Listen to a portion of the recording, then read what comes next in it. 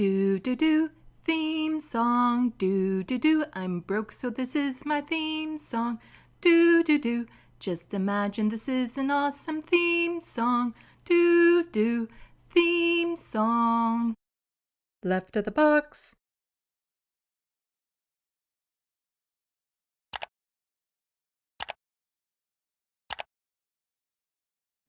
Hello, welcome to Left of the Box. Bonjour, bienvenue. I'm Sandy.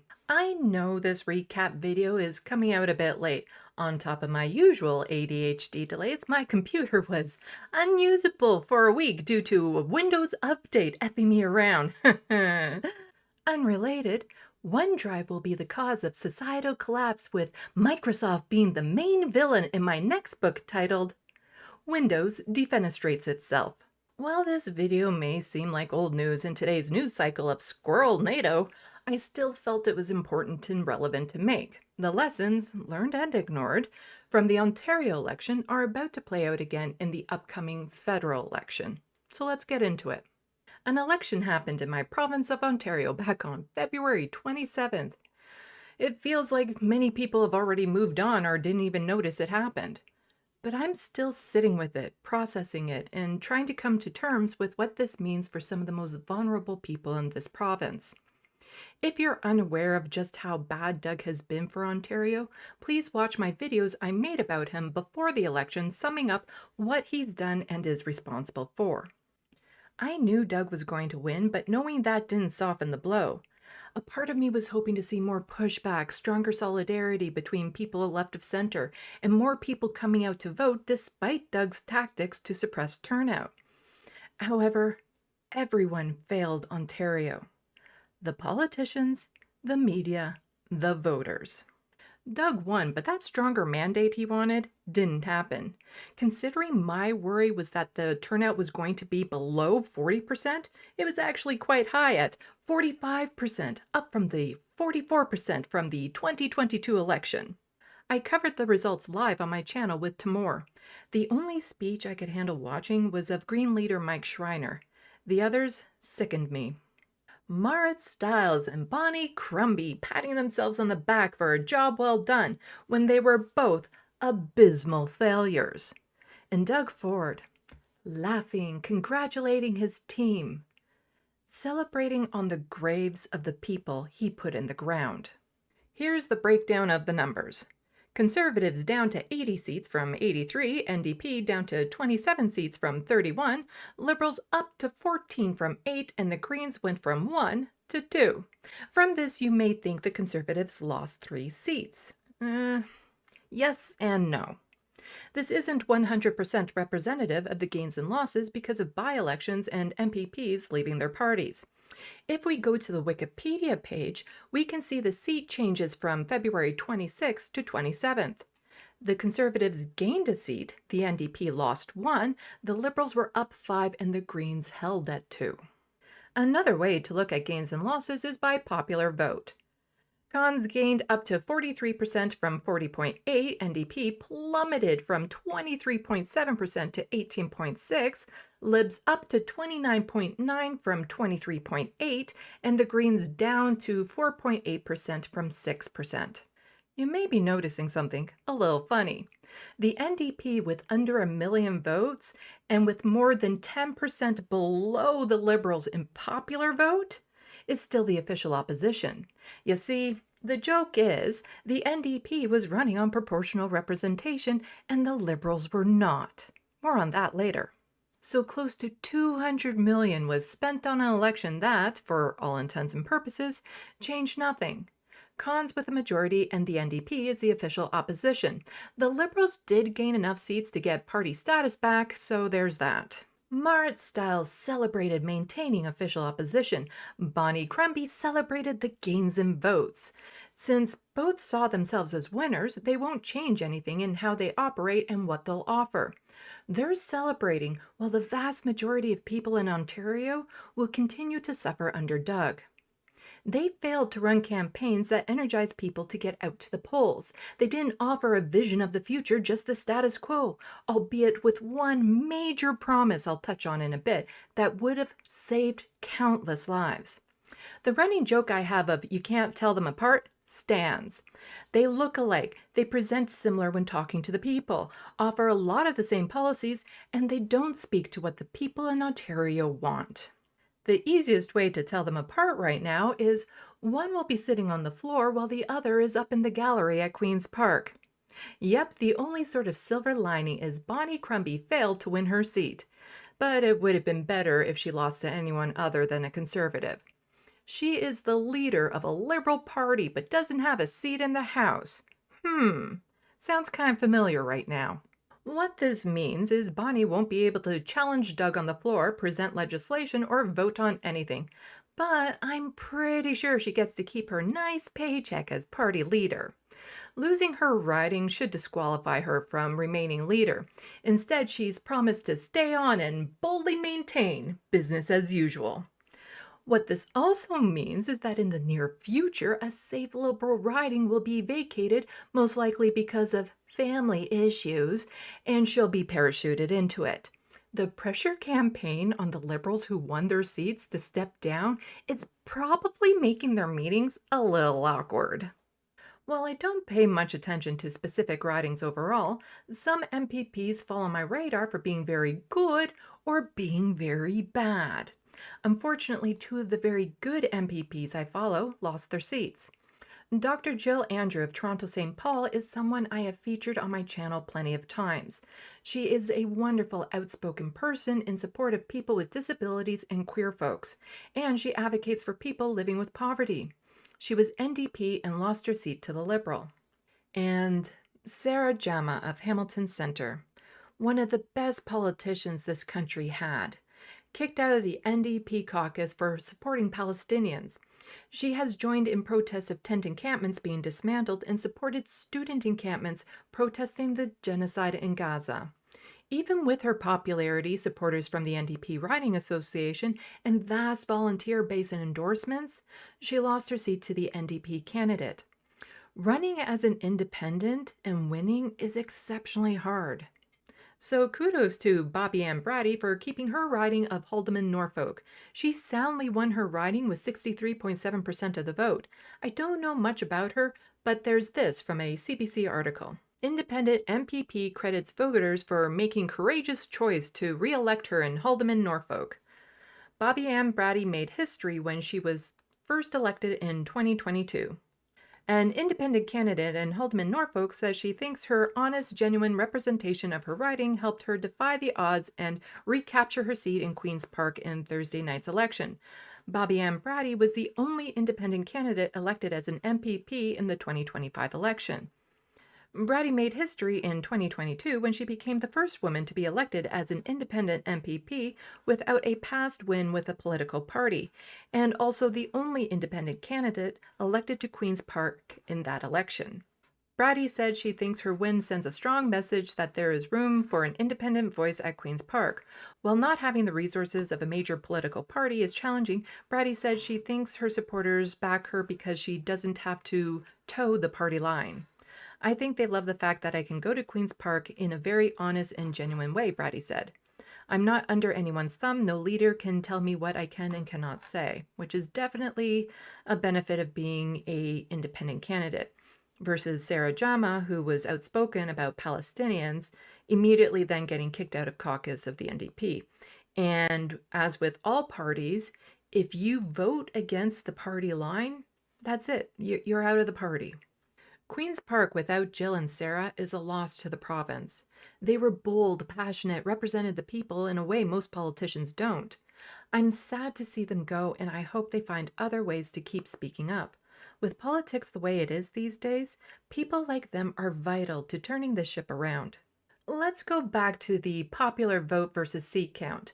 After the election, tweets like this were popping up on my feed. Some NDP MPPs should cross the floor to OLP. OLP deserves to be official opposition. OLP earned it. The NDP did not. Their campaign failed big. It's ludicrous after failing so bad, one of their worst electoral showings. The NDP are official opposition. It's absurd. The amount of entitlement and sheer audacity is astonishing. Instead of pushing for proportional representation, Liberals want NDP to cross the floor. Newsflash, no party will give up a seat for the sake of fairness. First Past the Post is predominantly unfair and supports a two-party system, which, when the Liberals get into power, often benefits them, so they don't want it to go. They'd rather keep the Conservatives in than allow for a system that makes it harder for any one party to get a majority. If we had proportional representation, Doug would not have a majority and the Liberals would be the official opposition. Fairness problem solved. If we add up all the other votes, it equals over 500,000 more than what the Conservatives got. But with only 43% of votes, Doug maintains complete control of the province. Keep in mind, it's 43% of the people who went out and voted. I don't know the math off the top of my head, but it'll probably be similar to the 2022 election, where Doug won with only 18% of possible votes. Because more than half of people stayed home, Doug will continue to destroy our healthcare, cause more people to fall into homelessness, waste hundreds of millions to billions of taxpayer money on vanity projects that line the pockets of his wealthy friends. You know, his real friends. In my Doug video, I asked, has your life gotten better or worse over the past 7 years? Really, that was a rhetorical question. It's gotten worse for everyone. It's just some people may not be aware of how bad it's gotten until they have to go to an emergency room, need to see a specialist, have a child in need of specialized education, need to move, find a stable job, seek treatment for addiction, need to find a new family doctor, become disabled, have loved ones going into long-term care homes, realize the green spaces they once enjoyed and the family destinations wonderful for bonding are gone, see their house burnt down in a forest fire while their business in the town over is flooded, or wonder why there's more police yet crime remains the same or goes up. But hey, I guess if you're one of the people that want to pick up a six-pack before getting into a tunnel traffic jam on your way to a luxury spa, you're winning.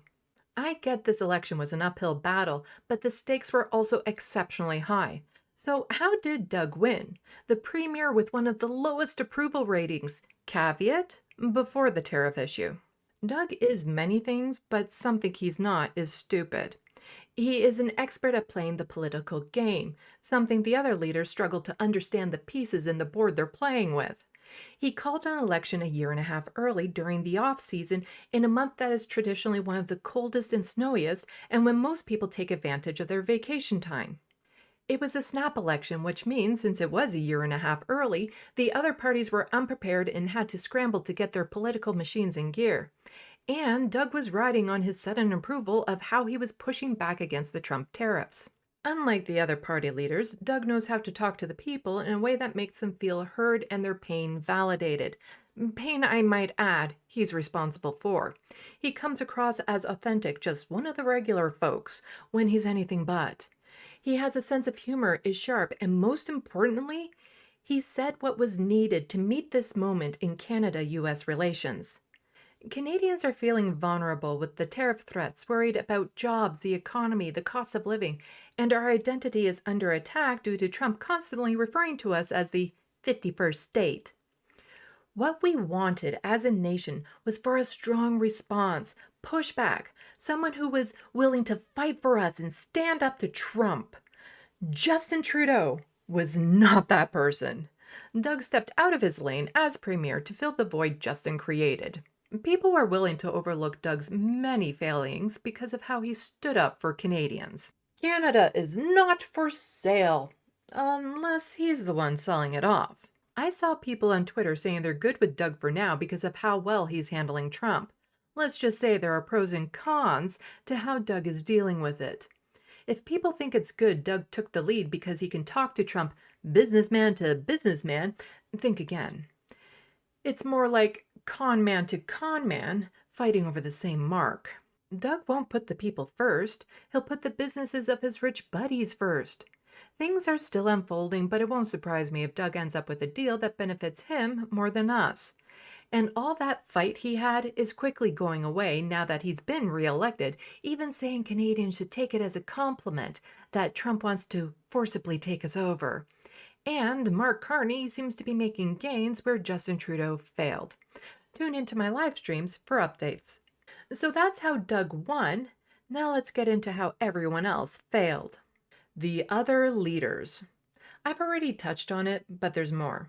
The leader of the Greens, Mike Schreiner, is mostly off the hook. The Greens are struggling to make significant gains despite his policies being good. He's fine in front of a camera, and he comes across personable.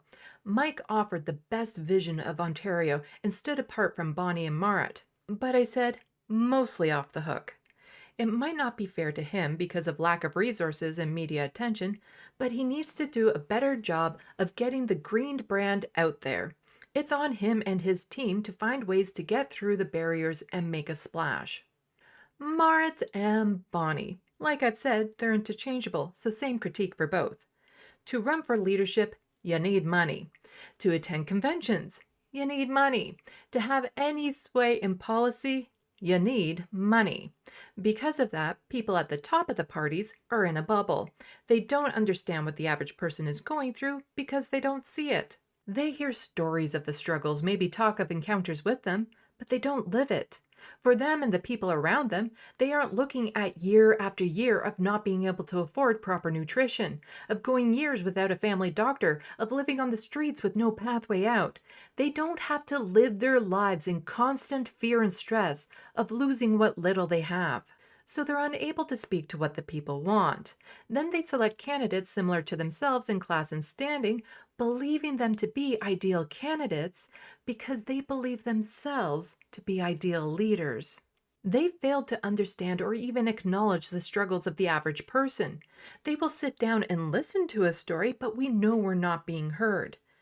Fundamentally, they're not going to support us because to do so threatens the system they benefit from. Instead, they keep trying to sell us different renditions of the status quo and patronize us for not understanding how great it is. Their failure will cost the well-being and lives of people, yet they stood on stage celebrating the wins that sustained their status. The people want bold change, a better vision of the future, and to have hope of a better life. They offered none of that. Elections Ontario failed us. True, snap elections make it harder, but many people didn't get their voting cards on time. Not enough work was put into informing the public of how and where to vote. That is also on the party leaders. Every time they were in front of a camera, they should have been telling people you don't need your voting card to vote, that you could vote at the electoral office anytime it was open, how to get help voting if you're living with disabilities or were going to be out of the province during advance polls and election day. There should have been more advance polls and signage. A lot of the signage was covered in the snow and hard to see. But I get there's only so much they could do in so little time. If it were up to me, the minimum length of the election would be 51 days. Currently, that's the maximum.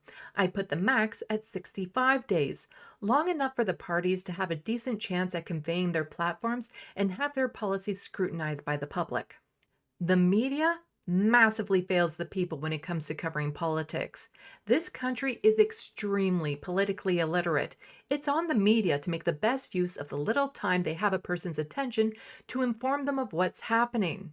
Start by not spending a single minute covering polls during an election. All polls do is suppress the vote in one way or another. All polls are educated guesses.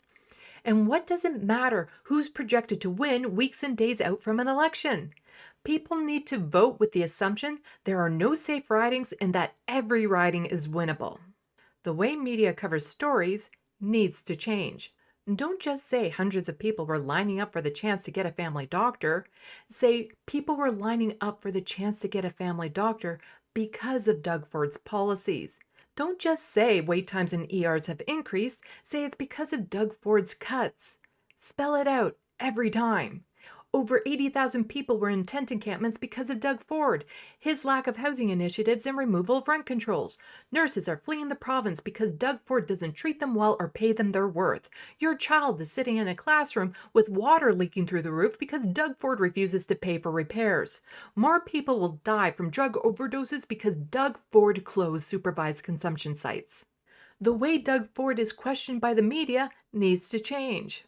I'm going to single out Colin DeMello from Global News because I like him and believe he would have the bones to do this.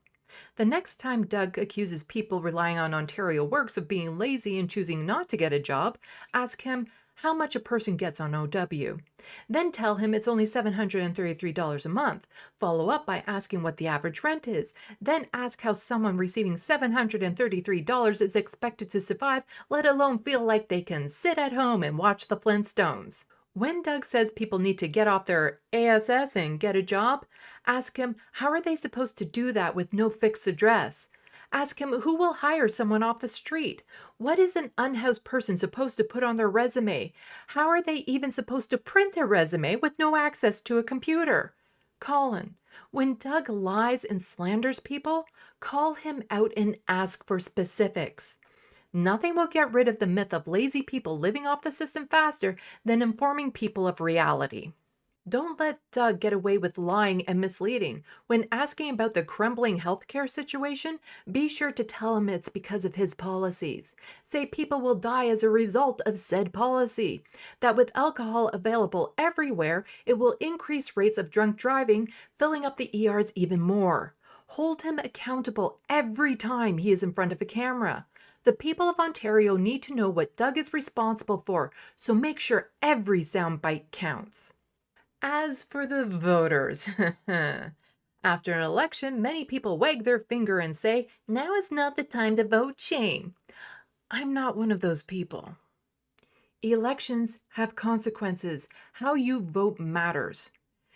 If you're someone who honestly didn't know the election was happening, you're off the hook. If you were leaving town and didn't have enough time to figure out how to vote, you're off the hook. If you needed assistance voting and it wasn't provided, you're off the hook. And if you voted for anyone but Conservative, you're off the hook. To all who voted Conservative, a sincere fuck you. You voted to make the lives of people worse, including your own. This will come back to bite you in the face because the leopard is always on the hunt. I don't want any suffering to increase, but it will. When it comes to a singular Conservative voter getting what they voted for, I'm not going to feel good about it, but I'm also not going to feel bad. And here's where it gets complex. Some people voted Conservative knowing the suffering it would cause, but didn't care because they think suffering only happens to people who bring it on themselves. And despite everything in this province getting worse, others voted Conservative because they believe in the lies. Unfortunately for them, they'll only learn when those bad policies hurt them. However, it's never just a singular person who's affected.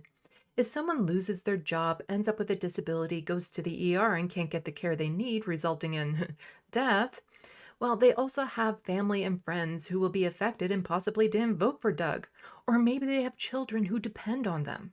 I have sympathy for those people.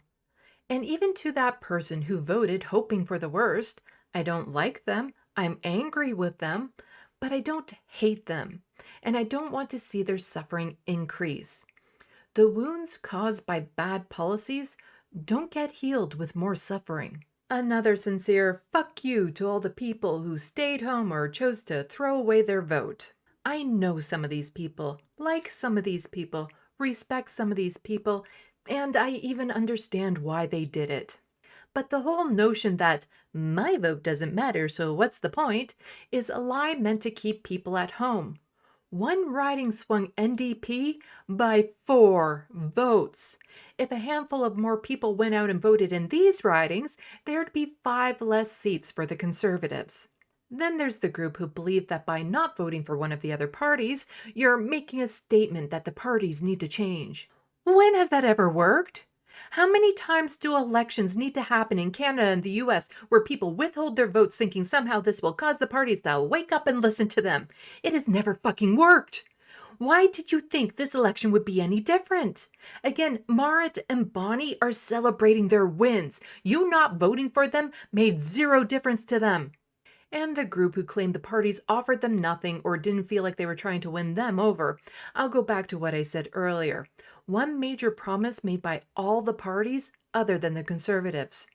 The pledge to double the rates of the Ontario Disability Support Program. I don't know how much more bluntly I can put this. Doubling the rates would have saved lives. Come the next election, there will be people who died that would have been alive had any other party been in power. Many of the people who withheld their vote claim to support people with disabilities. Really? The lowest effort tangible thing they could have done was vote for another party. This was their chance to show us their solidarity. Instead, they showed us expressing their dislike of the other parties was more important than our lives. If you feel the parties don't offer you anything, fine. Then vote for the most vulnerable people in the community. But also, to that average person who believed nothing was being offered to them by the other parties, they did offer something. That is, at a bare minimum, they wouldn't have made things worse. Having Doug back in power will make things a lot worse for everyone. And here's where I'm going to throw in how this is relevant to the upcoming federal election. The choices are between Mark Carney and Pierre Poilievre. Neither is a good option, but that's it. That's who we get, one or the other. Mark is a conservative. Pierre is a right-wing NPC. Mark will cut taxes, cater to the wealthy and corporations, will have shit policy on Gaza, and won't make life better for the average Canadian. The anger festering in the right wing and the frustration progressives feel will only worsen. However, not only will Pierre do all of that, he'll do more of it. And his policies will actively harm people by design and make life worse for the majority of people in this country. At least Mark will maintain the status quo, as shitty as it is. But under Mark, I'm not worried about losing the right to choose what happens to my body. I won't worry about the milquetoast dental care and pharmacare going away, which Pierre indicates he'll get rid of. Under Mark, I'm not worried about him using the notwithstanding clause to take away people's rights when it comes to bail reform. Using it for striking workers is a possibility, but he'd probably find other ways of forcing them back to work first. Same as Pierre, who has said he would use the notwithstanding clause to enforce his bail reforms. Under Mark, I'm not worried that my existence as a non-binary person will be erased. He's not going to make it so my X-gender marker can't be put on passports or birth certificates. Pierre will, and he'll prevent trans folks from getting the health care they need. Our rights will be rolled back under Pierre. Our healthcare, CPP, and socialized programs will be irreparably damaged, while the cost of living skyrockets far higher than it would under Mark. If you don't like this, then what are you going to do to make sure when the next election happens, there's a better option? When an election happens, what you see on the ballot is what you get. Voting for harm reduction is the floor. If that means you need to hold your nose and vote for a party you don't like, take a fucking clothespin with you to the booth. Voting for a party you don't like isn't an endorsement of that party. It's letting the most vulnerable people know you care enough to support us. And so many people are saying, well, we just have to wait until the next election. We can't wait until the next election to make changes because some of us won't make it that long. And if you're waiting until the next election before trying to win, you've already lost. This is for everyone, parties and people. You need to start now. Because here's the thing. There's no guarantee things will change at the next election. There's no term limits. If Doug can get reelected now with everything he's done and is responsible for, you can be damn sure he stands a chance at the next election, and he's not waiting that long before implementing a winning strategy. So to all the people who claim to support people with disabilities but couldn't be bothered to vote, what are you going to do between now and the next election to support us to make sure as many of us as possible make it till then? Are you going to hit the streets, write your MPP, help your neighbor with disabilities get groceries? What are you going to do to prove your words of support are sincere? People with disabilities can't go on strike. We have nothing to go on strike from. We're invisible and discarded by politicians as useless. How are you going to help us amplify our voices? There we go. Kitty break. Politics don't just happen during elections. It affects everyone's everyday lives. We have to stop acting like politics doesn't matter and get in the game. I'm trying my best with my channel to get people informed and to get involved. It's a struggle, and I have guilt I didn't do enough. But no one person can help everyone.